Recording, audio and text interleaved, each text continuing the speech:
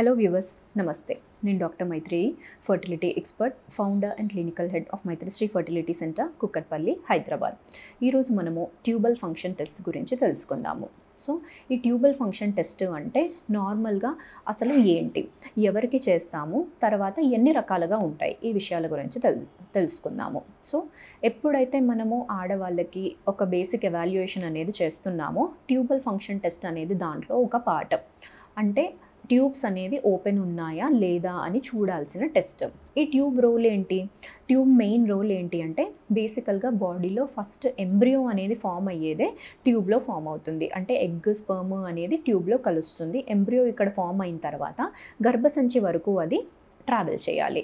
So ఈ embryo అనేది ఇక్కడ ఫామ్ అవుతుందా లేదా అనేది మనకు తెలియదు. బట్ ఈ ట్యూబ్ అనేది ఓపెన్ ఉంది అంటే ఫామ్ అయ్యే ఛాన్సెస్ అనేవి ఎక్కువగా ఉన్నాయి అన్నట్టుగా మనము అర్థం చేసుకుంటాం.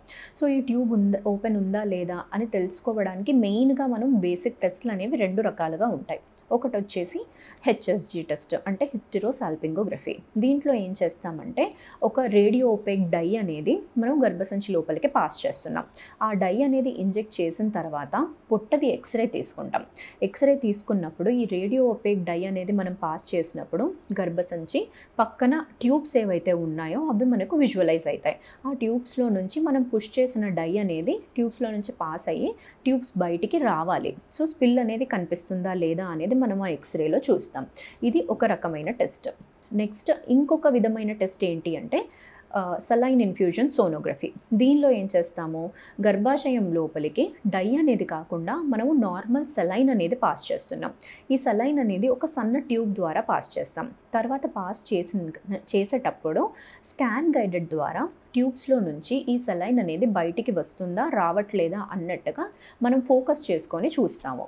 సో ఇది రెండో రకమైన టెస్ట్.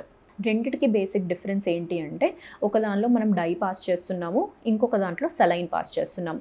అండ్ హెచ్ఎస్జిలో మనము ఎక్స్రే తీసుకుంటున్నాము, అదే ఎస్ఐఎస్లో మనము స్కాన్ గైడెడ్ ద్వారా చూస్తున్నాము. ఇక్కడ మనకు రేడియో ఎపేక్ డై అన్నా కానీ, వాటికి ఎలర్జిక్ పేషెంట్స్ అన్నా కానీ, లేకపోతే మనకి ఎక్స్రే ఎక్స్పోజర్ అయినా కానీ వీళ్ళలో ఉండదన్నమాట. అండ్ ఏది బెటరు అన్నట్టుగా మనం చూస్తే కొన్ని కండిషన్స్లో హెచ్ఎస్జి చేయాల్సి వస్తుంది, కొన్ని కండిషన్స్లో ఎస్ఐఎస్ చేయాల్సి వస్తుంది. But patient point of view మెయిన్గా అనేది మనం చూసినప్పుడు పెయిన్ అనేది తక్కువగా ఉన్న టెస్ట్ అనేది డెఫినెట్గా ఎస్ఐఎస్. అండ్ దీంట్లో ఎందుకు పెయిన్ తక్కువగా ఉంటుంది అంటే ఫస్ట్ వచ్చేసి మనము పంపించేది అనేది ఆ డై అనేది మనము హెచ్ఎస్జిలో ఒక క్యాన్యులా ద్వారా పాస్ చేస్తాము. అది స్క్రూ చేస్తామన్నమాట సర్విక్స్లోకి, అక్కడ వాళ్ళకి పెయిన్ వస్తుంది. అదే మనము ఎస్ఐఎస్లో ఆ క్యాన్యులా అనేది యూజ్ చేయము, ఒక సన్న ట్యూబ్ ద్వారా గర్భసంచి లోపలికి వెళ్ళి సలైన్ అనేది పాస్ చేస్తాం. సో ఇక్కడ వాళ్ళకి దానివల్ల పెయిన్ అనేది తక్కువగా ఉంటుంది. సో ఈ పెయిన్ డిఫరెన్స్ వల్ల చాలామంది అనేది ఎస్ఐఎస్ అనేది ఆప్ట్ చేసుకుంటారు. And at the same time x-ray ఇవన్నీ అవసరం లేదు కాబట్టి కంబర్సమ్ అనేది ఉండదన్నమాట. సో సింపుల్గా ఆఫీస్ ప్రొసీజర్ లాగా చేసుకొని వెళ్ళొచ్చు. తర్వాత వాళ్ళకి ఆ పెయిన్ అనేది కూడా ఈ ఎస్ఐఎస్లో తక్కువగా ఉంటుంది. సో అది అయిపోయిన తర్వాత ఒకవేళ రెండిట్లో మనకేమైనా కానీ బ్లాక్ అయినా ఉంది అన్నట్టుగా మనకు కనిపిస్తుంది అంటే అది 100% బ్లాకే అన్నట్టుగా ఈ టెస్ట్ల ద్వారా చెప్పలేము. బ్లాక్ ఉండొచ్చు అన్నట్టుగా మనకి అర్థమవుతుంది. 100% మనం ఒకవేళ ట్యూబ్లో బ్లాక్ ఉందా లేదా అని తెలుసుకోవడానికి గోల్డ్ స్టాండర్డ్ టెక్నిక్ అంటే మాత్రము laparoscopy. But each and every పేషెంట్కి బ్లాక్ ఉన్న వాళ్ళకందరికీ మనము లాప్రోస్కోపీ అనేది సజెస్ట్ చేయము.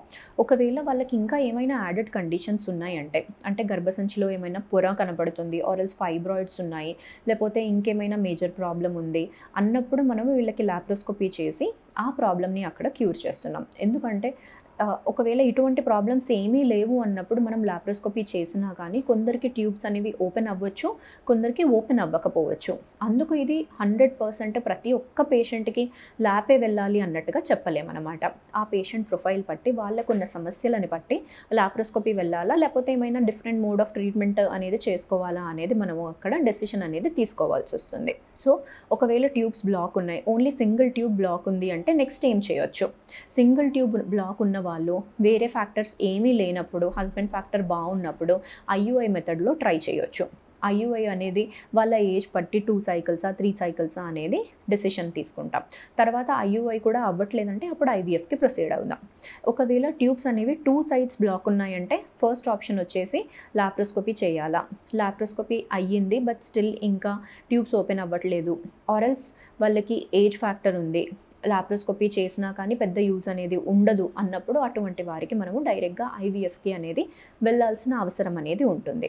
ఐవీఎఫ్లో మనకి ట్యూబ్స్ రోల్ అనేది ఉండదు. సో ఇక్కడ మనకి బ్లాక్స్ ఉన్నా కానీ ప్రెగ్నెన్సీ అనేది వస్తుంది. ట్యూబ్స్ ఏదైతే పని చేస్తుందో ఐవీఎఫ్లో మనము అదే పని అనేది బయట చేస్తున్నాం. ఎంబ్రియో ఫామ్ అయిన తర్వాత దాన్ని మనం గర్భసంచి లోపలికి ట్రాన్స్ఫర్ చేస్తున్నాం.